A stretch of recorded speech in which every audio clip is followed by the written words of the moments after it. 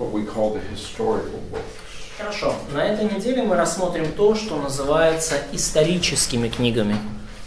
Now, the Jewish Bible, the Old Testament, И еврейская Библия, Ветхий Завет, they had a threefold division.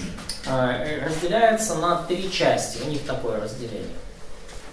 The law, Это закон, the prophets, пророки and the writings. и Писание. And their arrangement was somewhat different from ours. И у них расстановка книг Библии отличается от нашей. Certainly the Torah, the Pentateuch, was the same. Ну, конечно же, Тора, Пятикнижие, оно одинаковое. But then they had the prophets. Но потом у них вот идет раздел пророки. They had them divided into former prophets and the latter prophets. И пророки у них делятся, ну, как и нас, на ранних и поздних или на больших и малых. Were a group that they considered to be written by people that had the gift of prophet, but not the office of prophet. Ну, и раздел Писания, по их представлениям, был написан людьми, которые имели дар пророка, но при этом не занимали должность пророка. And this would be people like David. Ну, и это могли быть люди, такие как Давид, например. So David certainly wrote many things. Ну, однозначно Давид много чего написал. So many of the Psalms. Ну, то есть, например, много псалмов. You have Solomon, who wrote Proverbs, Song of Solomon. И есть Соломон, который написал и притчи, и песню песней. But he was not a prophet. Но он не был пророком.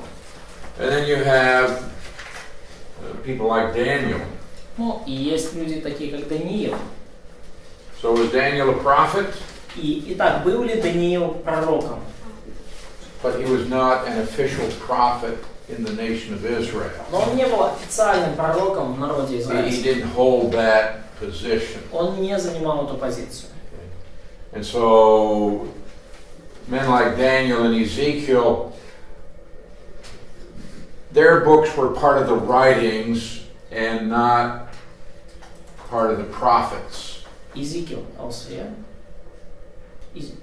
Ezekiel is, Yeah. Да. И вот такие люди, как Даниил и Иезекииль, кстати, они вот в еврейской Библии, они их писания, ну их то, что они написали, было в Писаниях, а не в пророках.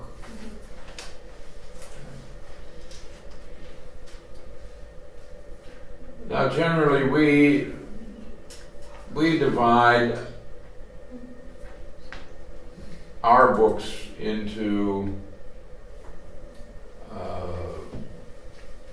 5 groups. Ну, обычно мы разделяем наши книги на 5 групп.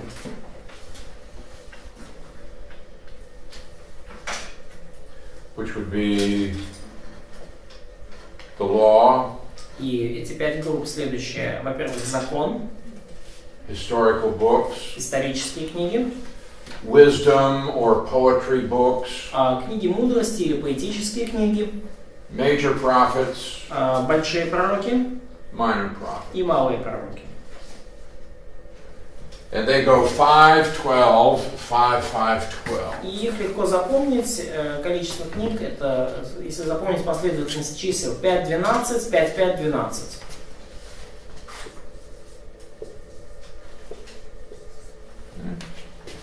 So 5 for the Torah. То есть 5 это на Тору, 12 for the historical books. 12 это исторические книги, Then we have the poetic books. потом поэтические книги или книги мудрости, Then we have the major prophets. потом большие пророки, Б. And then we have the minor И prophets. потом малые пророки.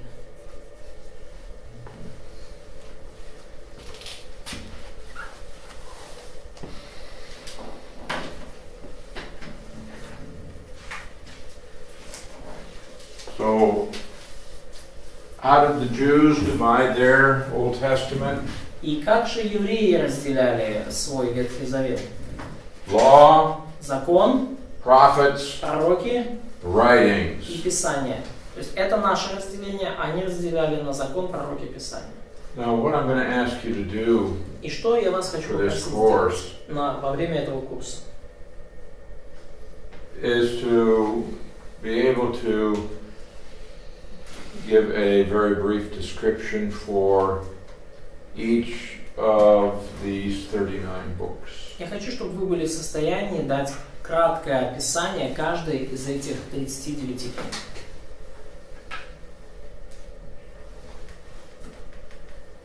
Although we're not going to study the Torah or the prophetic books or the poetic books. Ну, даже несмотря на то, что мы не будем так углубленно изучать там, пятикнижие, поэтические или пророческие книги.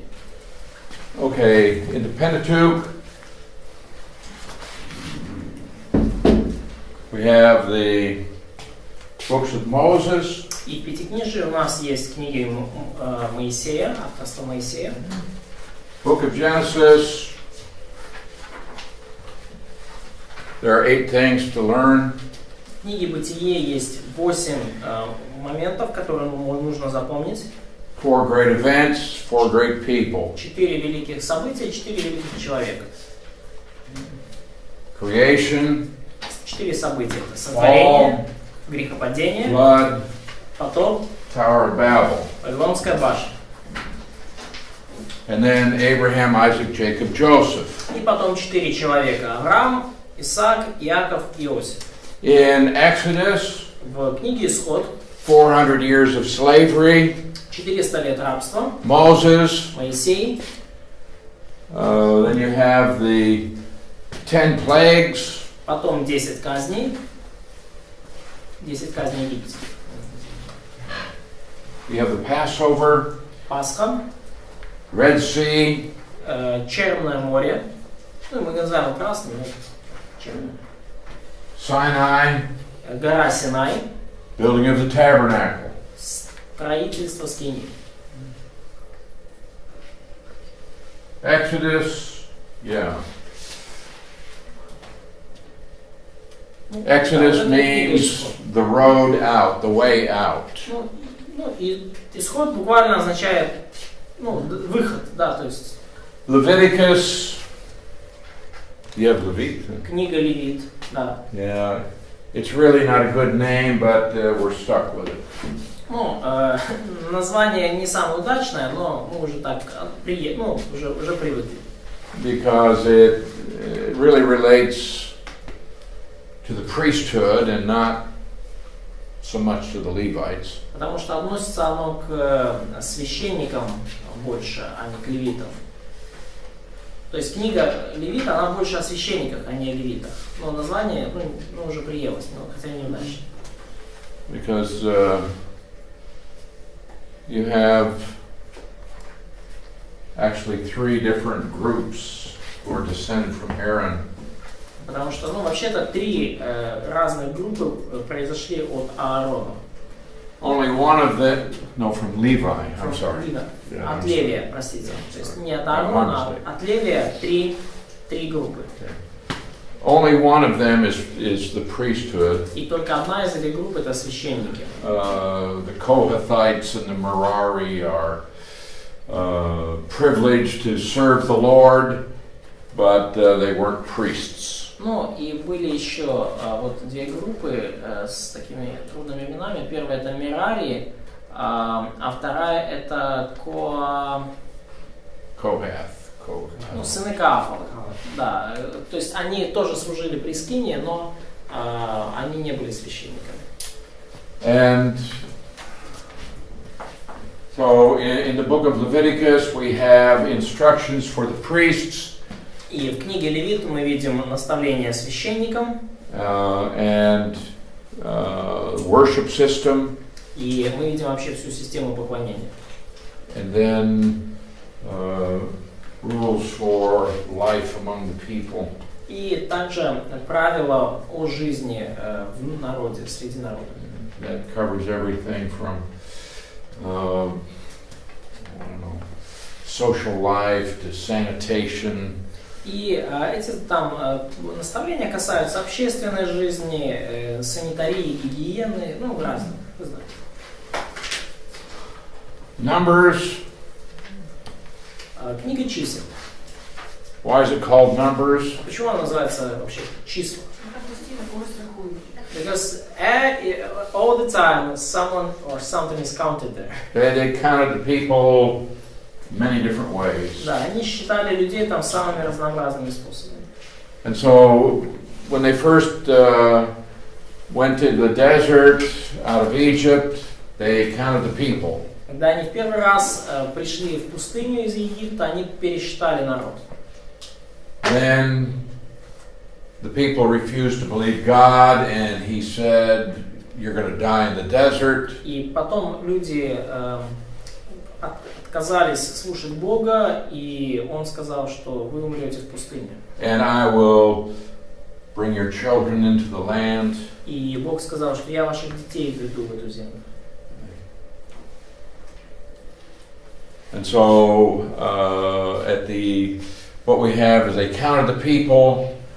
И что у нас там есть? Они They wandered in the desert. пересчитали людей, они тоже блуждали по пустыне. And at the end of those 40 years, they counted the people again. И в конце этих 40 лет в пустыне они пересчитали народ снова. Deuteronomy. Книга Второзакония. You have instructions to the second generation. Там есть наставление второму уже поколению после исхода. The adults who came out of Egypt have died in the desert. Взрослые, которые вышли из Египта, умерли в пустыне. Okay. And just before he dies, Moses gives a series of messages to their children. И незадолго до своей смерти Моисей дает наставление, послание их детям, To prepare them to enter into the land. чтобы приготовить их ко вхождению в землю. Now, when did the Exodus take place? Но когда же исход имел место? Когда он произошел? 1445, Dallas. Well, we're going to call it 1446. Ну, кто-то говорит 1446. So, in 1446, we have the Exodus. И где-то в 1446 у нас имел место исход. They wandered in the desert for 40 years. 40 лет они блуждали в пустыне. That means in 1406 they entered into the land. И это значит, что в 1406 году они вошли в землю. After they entered the land, they had a number of years in which they were fighting. И после того, как они вошли в землю, еще прошло несколько лет, в течение которых они But then when сражались. all of the kings had been defeated, Но в конце концов все ханаанские цари были поражены. then they divided up the land among the 12 tribes. И потом они разделили землю между двумя коленами. Между 12 коленами, прошу прощения. After that, Israel lived in the land, but they got involved in sinful behavior. Но после этого израильский народ жил в земле, но они вовлеклись в нехорошее греховное поведение. God brought judgment upon them, Бог наводил суд на них, usually being oppressed by some foreign power. Обычно наказание Божье, оно выражалось в форме иноземных завоевателей. And the people would cry out to God, И люди в таких ситуациях and взывали He к would Богу, raise up a leader и Бог возвышал лидера. that in our Bibles is called a judge. И в наших Библиях называются они судьи. They weren't judges like we have in our courtroom. А это были не такие судьи, как у нас в зале суда. Typically, they were more like military leaders who then became governors. Ну, обычно это были изначально военные лидеры, которые позже становились, ну, такими гражданскими руководителями. And Israel was ruled by a series of judges over a period of some 300 years. И Израилем руководила вот целая череда вот таких судей в течение около там 300 лет. And then this brings us down to Samuel. И вот это нас в итоге приводит, эта история, к Самуилу. I want you to remember an expression for Samuel. Я хочу, чтобы вы запомнили вот одну фразу, выражение по поводу Самуила. Last of the judges, first of the prophets. Последний из судей, первый из пророков, это Самуил. Последний из судей, первый из пророков, это у вас есть в конспекте. Последний судья, первый пророк. The people wanted to be like other nations and have a king. Люди, народ израильский, они хотели быть как другие нации, и они хотели себе царя. And in crying out for a king, they were actually rejecting God as their king. И вот так вот взывая и вопя, и прося себе царя, они по сути отвергли Бога, который должен был быть их царем. Nevertheless, God said, "You want a king? Okay, I'll give you a king." Но, тем не менее, Бог сказал: хорошо, хотите царя, дам вам царя. Okay, so in 1051, И вот в 1051 году okay, we have Saul. воцаряется гражданин Саул. Samuel anointed the first king in Israel. Самуил помазал первого царя Израиля. Saul reigned for 40 years, Саул правил 40 лет. and then David became king. И потом царем стал Давид. So in 1011, David becomes king. В 1011 году царем стал Давид. He ruled for 40 years. И он правил 40 лет. He died, and Solomon became king in 971. Он умер, и в 971 году царем стал Соломон. Solomon reigned for 40 years. Соломон правил 40 лет. He died, Умер. and the kingdom divided. И царство разделилось. In the north, we have Israel. На севере был Израиль. First king was Jeroboam. И первым царем Израиля был Иеровоам. So the northern kingdom is called Israel. То есть вот Северное царство обычно называется Израилем. Sometimes Ephraim. Иногда Ефремом в Библии еще называется. Sometimes Samaria, Иногда Самарией. which was the capital. А Самария была столицей Северного царства. Well, the northern kingdom lasted until 722, И Северное царство существовало до 722 when года, it was destroyed by the Assyrians. когда оно было уничтожено ассирийцами. The southern kingdom Южное царство was destroyed by Nebuchadnezzar in 586 BC. было уничтожено Навуходоносором в 586 году до нашей эры. The temple was rebuilt in 516. И храм был отстроен в 516 году. And then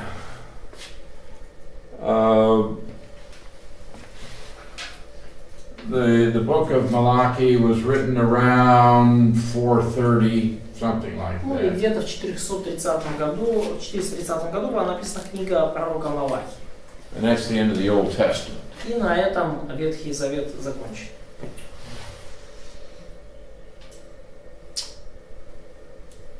So I want you to know these dates. Я хочу, чтобы вы знали эти даты. That's not too many. Их не так уж и много. And we'll go over these 15 or 20 times and you'll have them fixed in your thinking. И мы все равно через них там 15-20 раз пройдем, поэтому они у вас в голове просто застрянут навечно. So, we have Abraham at about 2000 approximately. Ну и примерно в 2000 году до нашей эры мы видим Авраама.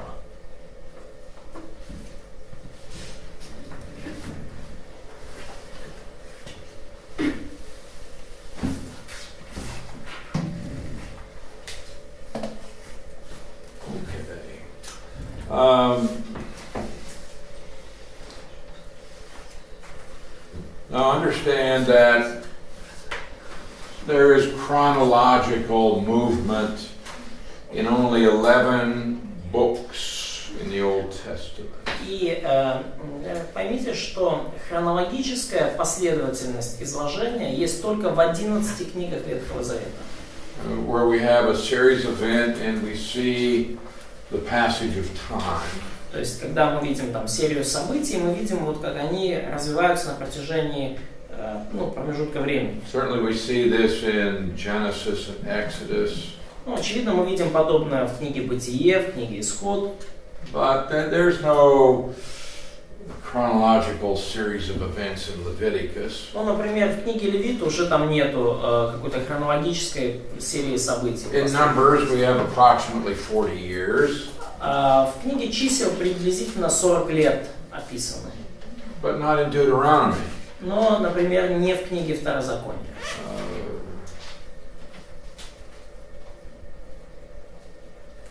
We see this passage of time in Joshua, Judges.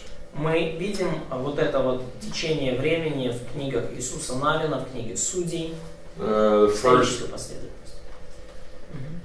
First 4 books of the Kings. И также первые 4 книги Царств. And then Ezra, Nehemiah. Ну и также в книгах Ездра и Неемии. Yeah, certainly in the poetic books, we're not concerned with the passage of time. Ну и, конечно же, очевидно, что в поэтических книгах нас не так волнует там историческая последовательность событий, течение времени. And in the prophetic books, А в пророческих книгах we see some things that are significant events, but we're not so much concerned with the passage of time. Ну, мы видим там, конечно, описание некоторых важных, значительных событий в пророческих книгах, но там мы не настолько уже нас беспокоит именно хронологическая последовательность событий, течение времени. Now, what we have in the historical books, И что у нас есть в исторических книгах? they're going to take us from the end of the Exodus. Исторические книги ведут нас от окончания Исхода. So all of this period of time, about 1,000 years approximately, Ну вот на весь этот период порядка 1000 лет. will be covered in the 12 historical books. То есть вот весь этот период, порядка 1000 лет, будет, Библия его в порядка в 11 книгах описывает. So this means that the 5 poetic books, И это значит, что вот в этих 5 поэтических книгах, the 5 major prophets, 5 пророках, the 12 minor prophets, 12 малых пророках, 5 больших, they all take place somewhere here. они все происходят где-то здесь события.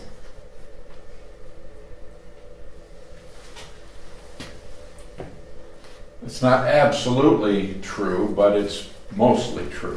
Ну, не везде это может быть настолько истина, но в большинстве случаев. То есть, For example, when were the Psalms written? в какой период были написаны псалмы? Разные. Different periods. But mostly they would have been written in this period here. Ну, в основном они все были написаны вот в тот период. I mean, all of Порядка David's 1000 года. Psalms, for example. Ну, практически все псалмы Давида But you написаны в have течение some, of course, that were written by Moses or Asaph. Ну, хотя да, есть псалмы, написанные Моисеем, Асафом. When were the Proverbs written? Когда были написаны притчи? Well, for the most part, within that 40-year period when Solomon was reigning. По большей части вот в этот период 40-летнее правления Соломона. Same with Ecclesiastes, Song of Solomon. И то же самое относится к Экклезиасту, Песни песней. Job. Книга I mean, Иова. it's one of the wisdom poetic books. Одна из книг мудрости, поэтических книг. It actually may have been written back here Ну, как раз вот она могла быть написана in the еще, time of the patriarchs. пораньше, во времена патриархов.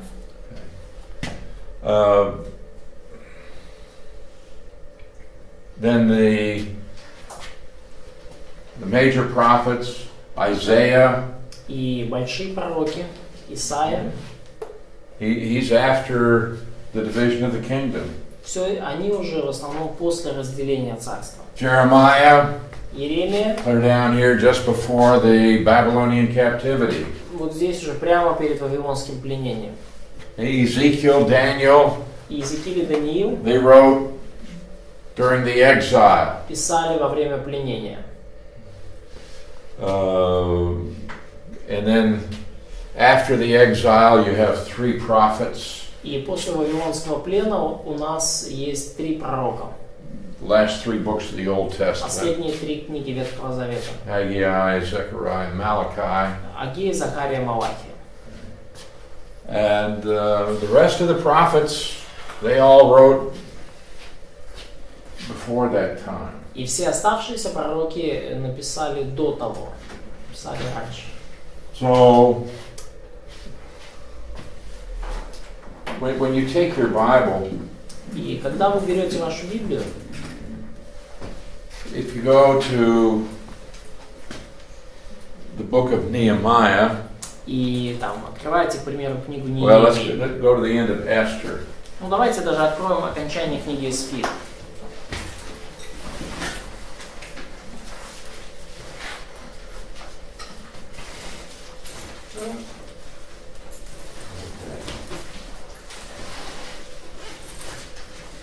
And you hold the place there and go to Matthew chapter 1.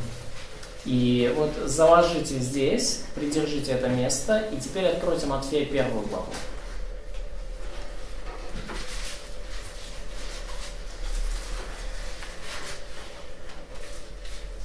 Okay, so what that means is that all of that you have between your fingers, all of that is going to take place during the historical books. И вот все, что у вас между пальцами, да, это все имело место вот во времена исторических книг. So between Esther, the end of Esther, and Matthew 1. Mm-hmm. Okay. Yeah. So, okay.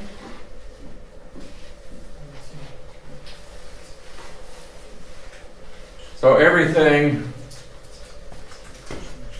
from Job through Malachi. То есть все, что происходило вот от Иова до Малахии, да, все вот, ну, вот эти все книги, Yeah. не исторические. Everything that you have there is going to take place somewhere during the historical period. Практически все, события практически всех этих книг, они были написаны во времена этого периода тысячелетнего. Now, if you can learn where to put those books from Job through Malachi, и если вы сможете научиться тому, где разместить все эти книги от Иова до Малахии, as far as where did they happen along this line? то есть где они вот на этой линии и произошли, где Oh, it will help you so much. располагаются, как сильно вам это поможет. it will really help you to understand. When you open your Bible, you start to read. Вам действительно поможет это помочь, когда вы откроете вашу Библию и начнете читать. Okay, for example, if you're reading Jeremiah, Например, если вы читаете книгу Иеремии and you understand when he's writing, и не понимаете при этом, there is no northern kingdom. как бы где, когда оно написано, на этот момент уже нету Северного царства. It's gone. Оно ушло уже. So that will help you to understand the setting. И это поможет вам понять историческую обстановку. But if you're reading Isaiah, Но, например, когда вы читаете Исаию, it was before 722. то Исаия написано до 722 So you года. have both the northern kingdom and the southern kingdom. То есть Северное и Южное царство еще существовали оба. If you're reading Ezekiel, Если вы читаете книгу Иезекииля, okay, that's written during the exile. то она написана уже во время вавилонского пленения. Daniel, written during the exile. Точно так же, как и книга Даниила. Okay. And then you have Haggai, Zechariah, Malachi. Ну и вы знаете дальше там Агей, Захария, Малахия, 3 пророка. So when you read, then you understand that they're not writing while there's a king in Israel. Когда вы читаете, то понимаете, что эти книги написаны, когда в Израиле уже нет царя. So all of the other prophets, they wrote before, except for these 5, all the rest of them wrote from the time of Saul. И кроме последних 5, большая часть пророков, они писали во времена in time of Saul. Saul, yeah, why? Who was the first prophet in Israel? Во времена Саула. Кто был первым пророком? Самуил. And he anointed the first king in Israel. И он же помазал первого царя израильского. Right. Да? So here you're going to have Samuel. Вот у нас есть Самуил. Okay. And you're going to come down to 586, so we have a period here. It's only about 500 years. То есть это и вот с 1051 года до 586 период порядка там 500 лет, да? You have all of these other prophets. И вот в этот период все остальные пророки писали. So you mean period Okay, of now here we have Ezekiel and Daniel. Но вот здесь у нас Иезекииль и Даниил. And here we have Haggai, Zechariah, Malachi. А здесь Агей, Захария и Малахия. Okay. So all of the other prophets wrote between Saul and the destruction of Jerusalem. И все другие пророки писали в промежутке между Саулом и разрушением Иерусалима. It's a very narrow period of time. Очень такой узкий, ограниченный период времени. So what I want you to be able to do И что я от вас хочу, чтобы вы были способны, is to know these few dates, чтобы вы знали вот эти несколько дат. and also be able to locate the И prophets. также были способны расположить на этой хронологии пророков.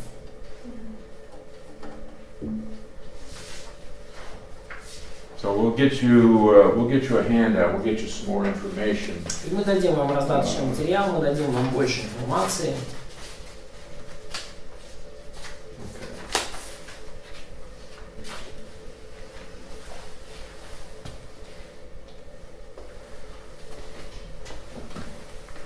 All right. So we'll be reviewing this every day. И мы будем пересматривать это каждый день. So you'll get familiar with this timeline and these dates. И мы станем в итоге более знакомы скоро с этими датами и с этой временной шкалой. Так, давайте откроем книгу Иисуса Навина. Okay. Theme of Joshua. Итак, тема книги Иисуса Навина. Conquest and division Завоевание of the и land. раздел земли.